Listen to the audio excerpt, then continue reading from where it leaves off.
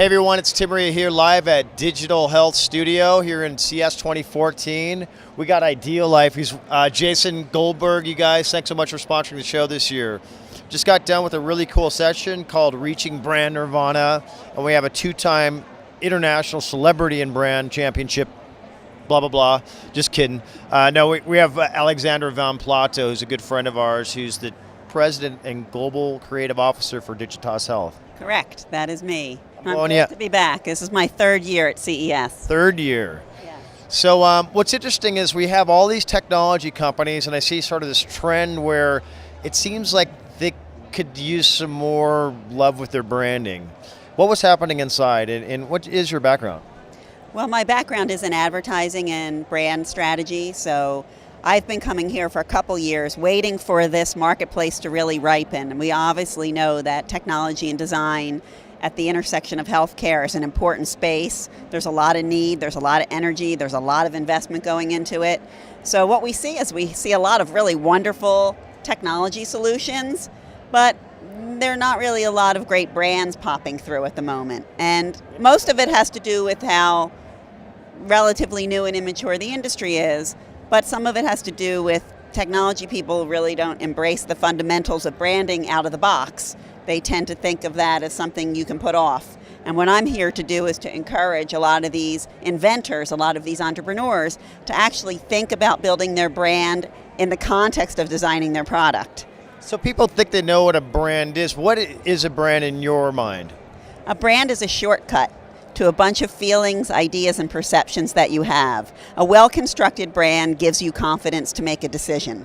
It's easy for you to choose something that you believe is inherently good or right for you. And a brand connects with you emotionally. It either triggers something in you that has to do with your aspirations, your fears, your desires, your sense of yourself, your need to belong, all of these deep emotional triggers. So while a product can have lots of features and benefits that are relevant to you, a brand will connect with you emotionally. Interesting. I'm curious to see what you guys are using in terms of digital health technology. I can see my physiology. I can probably tell if I'm getting an oxytocin hit when I see something or try something. What happens there in people's minds that makes an emotional connection and tied to physiology? Well, I think information is empowerment, and understanding is an emotional dynamic. Okay. So what we're doing is we see technology that are putting people in touch with, in essence, giving them better understanding of their own biology, giving them a sense of how their bodies work, so they get more engaged. So there is something to connecting people to that information about how their bodies work. It creates a sense of engagement, and when they get engaged, they start to take more action, and we believe this is all going to cascade to much healthier behavior as we go. But this doesn't divorce us from the need of needing to build these brands intentionally at the get-go.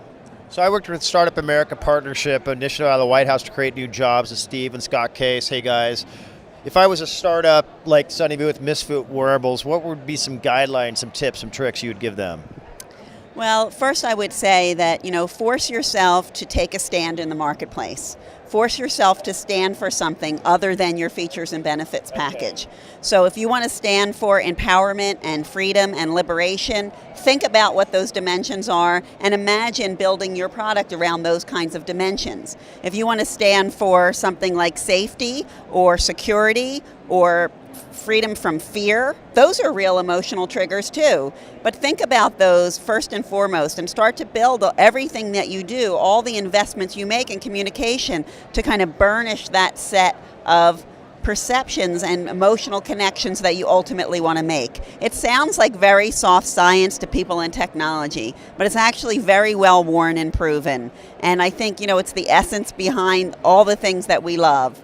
Apple, Nike, you name it. Yeah, it's interesting because Apple, Steve Jobs had this, what do they call that? He could sell dish soap to the dishwasher or whatever. Well, I think he was part of the brand. This is the other thing. It's no longer your brand surface area, if you will, is not just your advertising anymore. It's your advertising, it's the personality of that founder, it's the narrative that you put into the marketplace about how you discovered the product and what people feel about the product. It's who you partner with. and who you surround yourself with, whether it's other media partners, whether it's celebrities, whether it's other real people. So all of these componentry, they look like pure promotional effort, but if you think about them in the context of building your brand, you can really channel them to much more long-term equity value. Okay. So it sounds like you have some kind of brand dashboard, some analytics, something I could tangibly look at and track my brand over time. Mentions, what does that look like? Well, we have a framework that we call Brand Fit, and it's really about a very consumer-centric framework that's about how a brand fits into your customer's life today. And we help you understand how to get brand fit, how to really connect with your customer on their terms, to bring that kind of value and to create that kind of trust and engagement. And it has a lot of different components in it, including some insight and research components, but a lot of analytic and measurement components as well. Interesting. And do you guys work from the packaging, unpackaging experience to all the way to the booth design that we're seeing down here? How does that work? We do work from end to end. We do a lot of work in the digital and media space, primarily in marketing communications, but we also do place-based experiences, and we're not really a package design firm, but in our holding company, the Publicis Group, we have many partners who specialize in that. So what drives you and excites you here besides just there's so much going on here. What do you do for fun at CES? I have a lot of meetings at CES, so I get to hook up with a lot of people that I don't see any other place. But I also, I love this whole connected car conversation right now. I'm freaked out by what they're going to be able to find out about you in your car. They're hooking your heartbeat up to your car now. Not only that, but they know whether you're drinking a beer or not, which, isn't going to be a problem for me, but it might impact you a little bit. I don't. It's not going to impact me. I don't drive, but I ride my bike. But they're going to have connected bikes pretty soon here too. They will. So I think that, all of that connected devices is a big deal, and all of the wearable technology that is sensoring and monitoring and, again, providing you with that understanding of your choices, your data, your daily life. My question is, how do we make people care about that? Yeah. I saw last year you guys did some infographics, some analytics from the event here. What's your guys' blog? How do people find more information?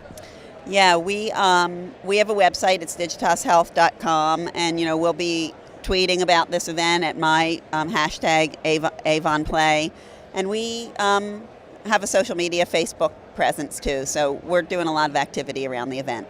All right, so check it out, and thanks for being on the show, Alexandra. Good to see you again. Nice to see you. Thanks a lot. Good luck.